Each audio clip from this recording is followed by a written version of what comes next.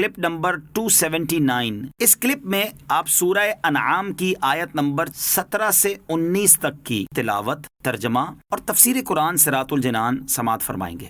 بسم اللہ الرحمن الرحیم۔ ترجمہ، اللہ کے نام سے شروع جو نہایت مہربان رحمت والا ہے۔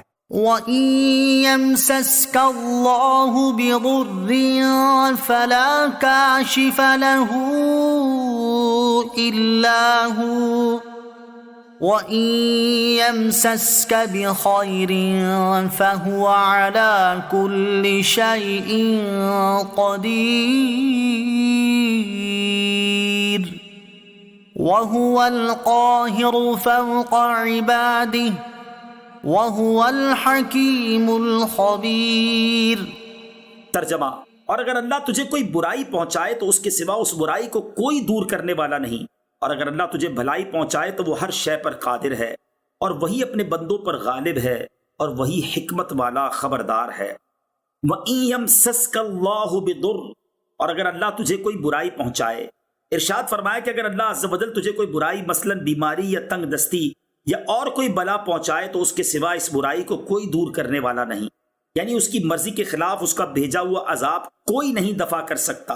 اور جہاں تک نیک اعمال اور بزرگوں کی دعا سے عذاب اٹھ جانے کا تعلق ہے تو اسے بھی رب کریم عز و جل ہی اپنے فضل و کرم سے ان اسباب کے وسیلے سے اٹھاتا ہے، اور جیسے برائی کا پہنچنا اور دور ہونا اللہ تعالیٰ کی طرف سے ہے، ایسے ہی بھلائی جیسے صحت و دولت وغیرہ کا پہنچنا بھی اسی خداوند کریم کی قدرت سے ہے، کیونکہ وہ ہر شے پر قادر ہے، کوئی اس کی مشیت کے خلاف کچھ نہیں کر سکتا، تو اس کے سوا کوئی عبادت کا مستحق کیسے ہو سکتا ہے، کیونکہ معبود وہ ہے جو قدرت کاملہ رکھتا ہو اور کسی کا حاجت مند نہ ہو، اور اللہ تعالیٰ کے علاوہ ایسا کوئی نہیں، لہٰذا صرف اسی کو رب مانو، اسی کی عبادت کرو۔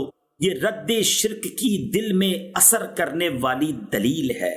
قُلْ أَيُّ شَيْءٍ أَكْبَرُ شَهَادَةً قُلِ اللَّهُ شَهِيدٌ بَيْنِي وَبَيْنَكُمْ وَأُوحِيَ إِلَيَّ هَذَا الْقُرْآنُ لِأُنذِرَكُم بِهِ وَمَن بَلَغَ أَإِنَّكُمْ لَتَشْهَدُونَ أَنَّ مَعَ اللَّهِ آلِهَةً أُخْرَى قُلْ لَا أَشْهَدُ قُلْ إِنَّمَا هُوَ إِلَٰهٌ وَاحِدٌ وَإِنَّنِي بَرِيءٌ مِّمَّا تُشْرِكُونَ۔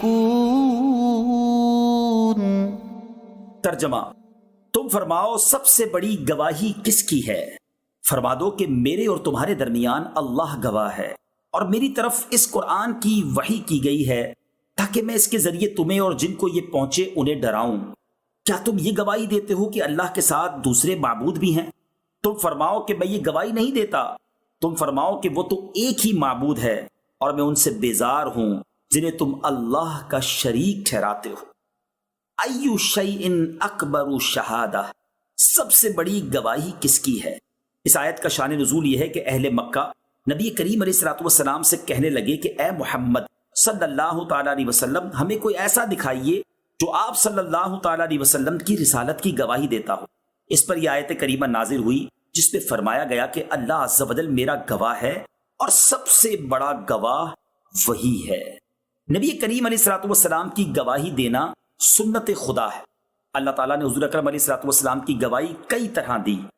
ایک یہ کہ اپنے خاص بندوں سے گواہی دلوا دی، دوسرے یہ کہ آپ علیہ الصلوۃ والسلام پر جو کلام اتارا اس میں آپ صلی اللہ تعالیٰ علیہ وسلم کی نبوت کا اعلان فرمایا، تیسرے یہ کہ آپ صلی اللہ تعالیٰ علیہ وسلم کو بہت سے معجزات عطا فرمائے۔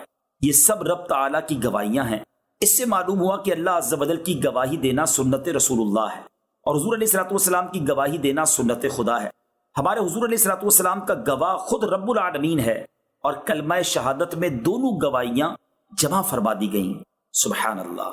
وَأُوحِيَ إِلَيَّ هَذَا الْقُرْآنَ، اور میری طرف اس قرآن کی وحی ہوئی ہے، یعنی اللہ تعالیٰ میری نبوت کی گواہی دیتا ہے اس لیے کہ اس نے میری طرف اس قرآن کی وحی فرمائی، اور یہ ایسا عظیم معجزہ ہے کہ تم فصیح و بلیغ اور صاحب زبان ہونے کے باوجود اس کا مقابلہ کرنے سے عاجز رہے۔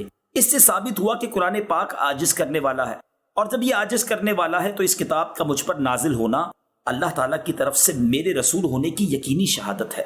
اللہ تعالیٰ کے اس فرمان لِأُنذِرَكُمْ بِهِ سے یہی مراد ہے، یعنی میری طرف اس قرآن کی وحی فرمائی گئی تاکہ میں اس کے ذریعے تمہیں اللہ تعالیٰ کے حکم کی مخالفت کرنے سے ڈراؤں۔ وَمَن بَلَغَ اور جن تک یہ پہنچے، یعنی میرے بعد قیامت تک آنے والے جن افراد تک یہ قرآن پاک پہنچے، خواہ وہ انسان ہوں یا جن، ان سب کو میں حکم الہی کی مخالفت سے ڈراؤں۔ حدیث شریف میں ہے کہ جس شخص کو قرآن پاک پہنچا یہاں تک کہ اس نے قرآن سمجھ لیا تو گویا اس نے نبی کریم علیہ الصلوۃ والسلام کو دیکھا اور آپ علیہ الصلوۃ والسلام کا کلام مبارک سنا۔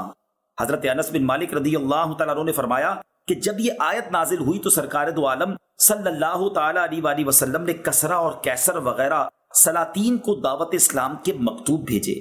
اس کی تفسیر میں ایک قول یہ بھی ہے کہ ومن بلغا بھی فاعل کے معنی میں ہے، اور معنی یہ ہے کہ اس قرآن سے میں تمہیں ڈراؤں اور وہ ڈرائیں جنہیں یہ قرآن پہنچے۔ ترمذی کی حدیث میں ہے کہ اللہ عز و جل تر و تازہ کرے اس کو جس نے ہمارا کلام سنا اور جیسا سنا ویسا پہنچایا۔ بہت سے لوگ جنہیں کلام پہنچایا جائے وہ سننے والے سے زیادہ اہل ہوتے ہیں، اور ایک روایت میں ہے سننے والے سے زیادہ افقہ ہوتے ہیں۔ اس سے فقہا کی قدر و منزلت معلوم ہوتی ہے۔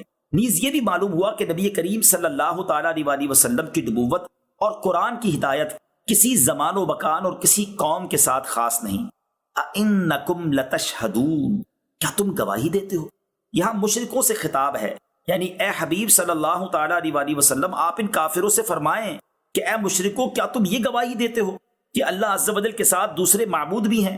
اے حبیب اکرم علیہ الصلوۃ والسلام تم فرماؤ کہ میں یہ گواہی نہیں دیتا، بلکہ تم فرماؤ کہ وہ تو ایک ہی معبود ہے، اور میں ان جھوٹے خداؤں سے بیزار ہوں جنہیں تم اللہ عز و جل کا شریک ٹھہراتے ہو۔ اسلام قبول کرنے والے کو کیا کرنا چاہیے؟ اس آیت سے ثابت ہوا کہ جو شخص اسلام لائے اس کو چاہیے کہ توحید و رسالت کی شہادت کے ساتھ اسلام کے ہر مخالف عقیدہ و دین سے بیزاری کا اظہار کرے، بلکہ تمام بے دینوں سے دور رہے اور کفر و شرک و گناہ سے بیزار رہے۔ بلکہ مومن کو چاہیے کہ اپنی صورت، سیرت، رفتار و گفتار سے اپنے ایمان کا اعلان کرے۔